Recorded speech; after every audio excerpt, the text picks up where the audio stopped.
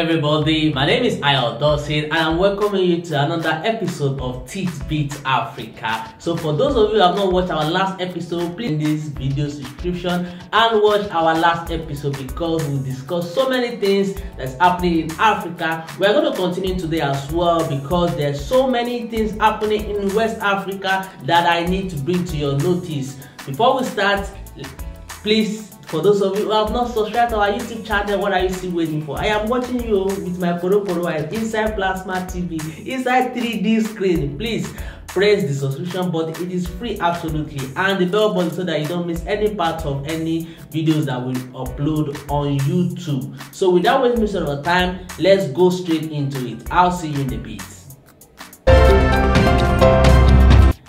Nigerians have expressed their growing frustration in this present administration with the cost of living skyrocketing on the very high side because of the price of fuel PMS that went up, and of course they are now comparing Tinubu's administration to the past administration, which is Muhammadu Buhari. People have been saying in the videos that Buhari is better than Tinubu, you know. And anything that is making us to miss Buhari, that means we're in a real problem in this country. So let me play this video to you so that you will see what Nigerians have been saying.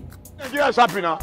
I'm asking you, Joshua, do you think Nigeria is happy the present time? It's like Buhari is better than Buhari. Buhari is better than Tinubu. Tinubu should go back to a memory board. Renew hope. What is renew hope? Is renew hope much? I believe on you. I will frame my up. You mess me, and now they are slapping me anywhere I go because I vote for APC. For Jakapa. Where's the more renew hope? Listen, let me tell you, Tinubu, if you know what is good for you, return back the fuel the way you met it. Labour is supposed to go on strike, so he wanted to give something to make us happy. Are we fools? Will Nigeria continue to be fools? Under Buhari, we're all fools, but under Tinubu, we are wise now. I'm so sorry, guys. I'm so sorry. This is just a laughing matter.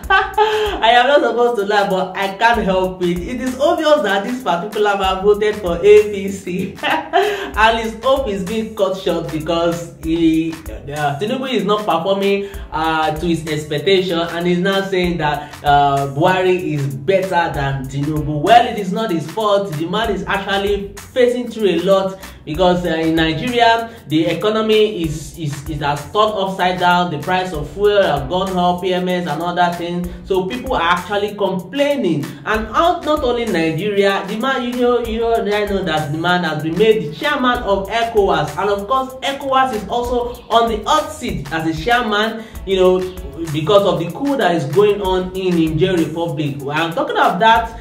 Many countries have decided to support Niger Republic should any retaliation come from the ECOWAS. So moving on, guys, we move straight to Benin Republic. Guys, move closer.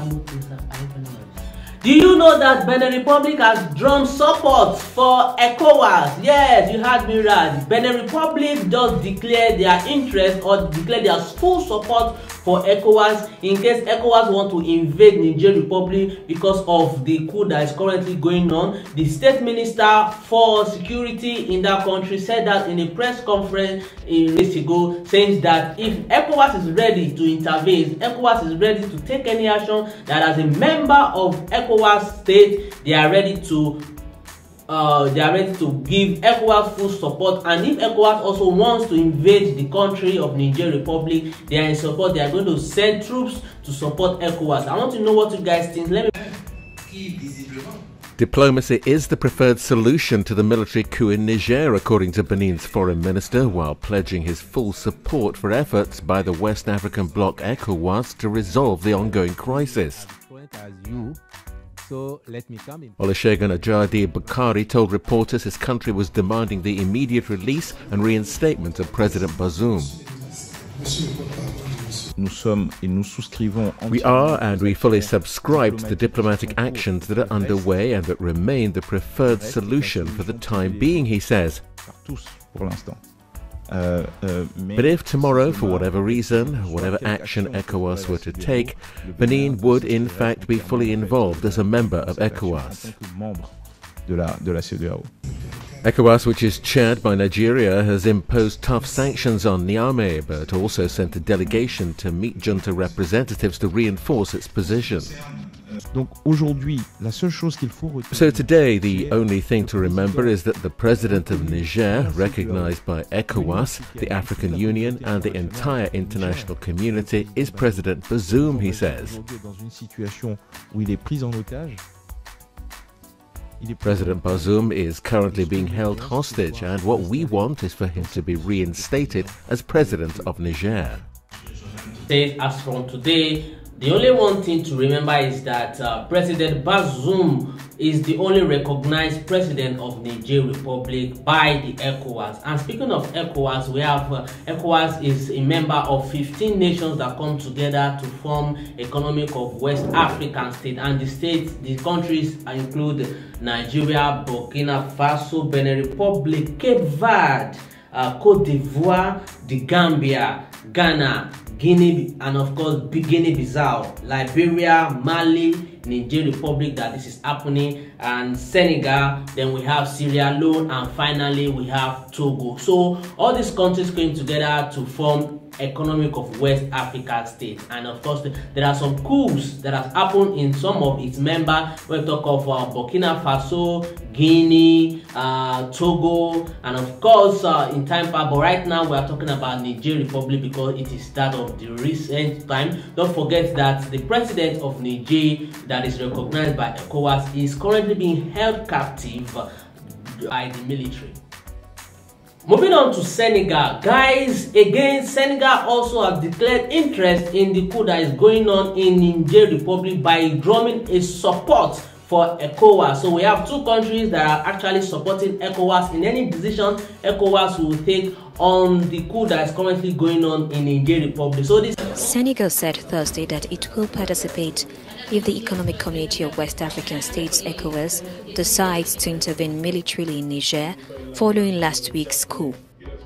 Foreign Minister told reporters during a government press briefing in the capital Dakar that there had been one coup too many in the region and cited Senegal's international commitments.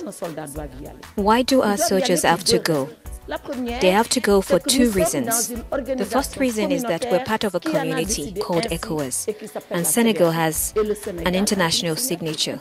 It cannot be a member of ECOWAS and evade the decisions taken by ECOWAS at the summit of the heads of states, and Senegal is an eminent member of the community organization.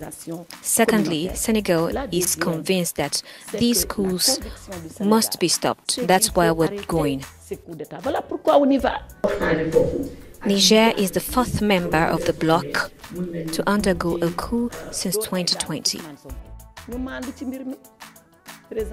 Why didn't we do it for Mali? Why didn't we do it for Guinea? Why didn't we do it for Burkina? And why are we doing it for Niger?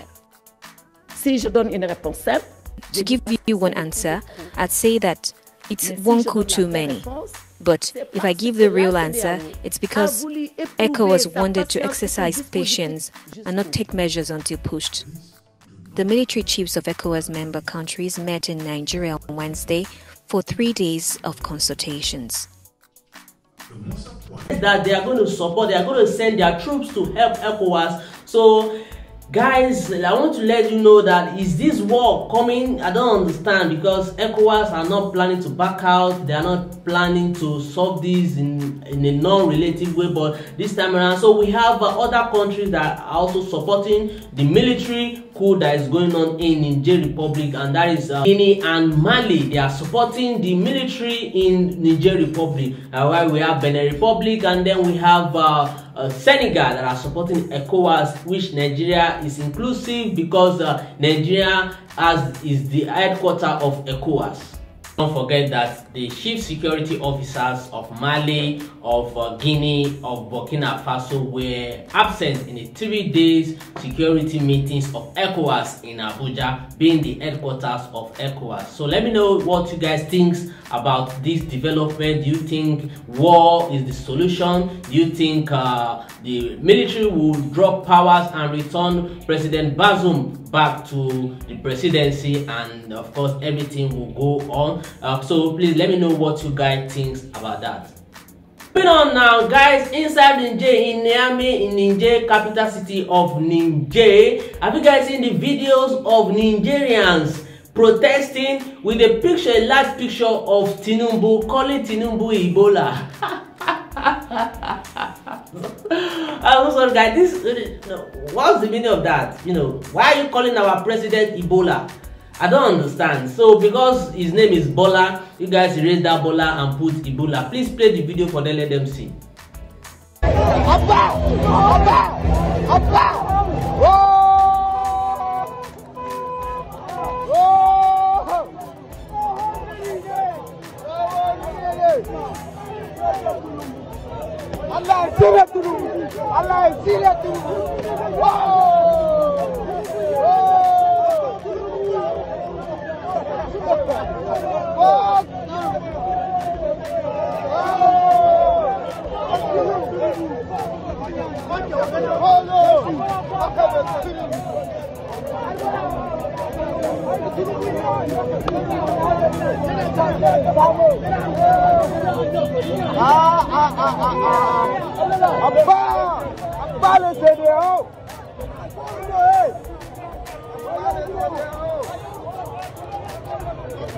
No doubt that Tinubu is currently facing a lot right now as the president of Nigeria, and of course as the chairman of the ECOWAS. Number one thing is that his own court ruling is still on because of the presidential elections petition that was called by the Labour Party and Peter Obi, and of course the PDP. Alhaji Atiku Abubakar is still ongoing in the courts, and of course that is one headache on its own. Another headache is that the economy, the non-stop fuel subsidy, and of course the prices of fuel went up, and the economy cannot even talk about it, that because prices of things have also skyrocketed. That is number two headache. And on the third headache is the issue of ECOWAS that is currently trying to invade or trying to seek solution to the military coup that is going on in Niger Republic. So it's three headaches on him, only him by himself. So I don't understand. So what do you guys know? Do you think Nigerians are actually disrespecting Nigeria by portraying a picture of Nigerian President Bola Ahmed Tinubu, calling him Ebola and other sort of names? I'm sorry, I don't hear French, but I know they are actually abusing our president. So if you hear French, please help us to interpret. Help us to interpret what the Nigerians are actually saying in the comment sections, though I will read it out in our next video. Let's move straight to the next news. With the coup currently going on in Niger Republic, the military closed all its borders with other neighboring countries. Then after 1 week of the coup, they actually reopened the borders with 5 neighboring countries, and that is Algeria, Mali, Burkina Faso, and of course Chad. So the land borders have been reopened, and of course import and export have reopened back in that country, leaving Nigerian borders still closed. And speaking of borders, I want to show you the border between Nigeria and the Niger Republic. Please put the picture of that border. Thank you very much. Is this one a border? I don't understand. Just like a barricade of, you know, I don't understand. Even landowners, if you want to buy land, you can't do this kind of border to your land to segregate your land and other person's land. So it is a land between two countries with just one. I don't understand. Look at it. This one is located in Katsina State, Buhari's hometown. I don't understand. You can see. And you will agree with me that this is actually the border between Nigeria and Niger Republic, one of the border actually, because it is painted in green, white, green. So so this is how bandits have been crossing borders. You can just jump over it. I don't understand. You walk past through it. So this is where bandits, those who call on gunmen or unknown gunmen as the case may be, so this is where they have been passing through to cause havoc in this country, and of course they can go back. So the Nigerian borders with Niger Republic, it is not actually secure. So what happens when they say the border is closed in that particular region? So please, I'm having a headache right now, so let's move straight to the next one, because this one is irritating me. Moving on, guys, I want to let you know that a TikToker has been sentenced to 2 years imprisonment for defaming actress, what's her name again? Eniola Badmus. Her name is Blessing Okoye Nwakwego. She has been sentenced to 2 years imprisonment for cyberbullying and cyber talking of that actress. Nwakwego was charged to court on 2 counts bordering on cyber talking between the month of December 2022 and July 2023. You know, this thing is wrong. And you know, according to what she said, she was promised 200k to defame this Eniola Badmus on social media. You should all make social media to the advantage of us, others, not cyberbullying other people, not tarnishing people's image. And after the sentence, after the proceeding, courts, Eniola Badmus went online to clear the air, to clear her name, only for people trying to rain insults on her, trying to say that she has used her position, so she has used her influence to sentence Okoye to prison. That is not true, my brother, my sister. That is not true, because Okoye was not pushed. Okoye was not at the gunpoint to be saying all what she has been saying to this actress, because this is okay, fine, there's freedom of speech, but that does not mean that you can cyberbully someone, you can say things that are not actually correct, that are not actually true about someone, because this can lead to hatred, it can lead to anxiety, it can even lead to depression of that person. So please let us stop all these acts, and I hope that this will serve as a lesson to other people trying to collect money to defame others. That is not true. I mean, that is not a way to go. Please amply desist from that. So let's move straight to the next news.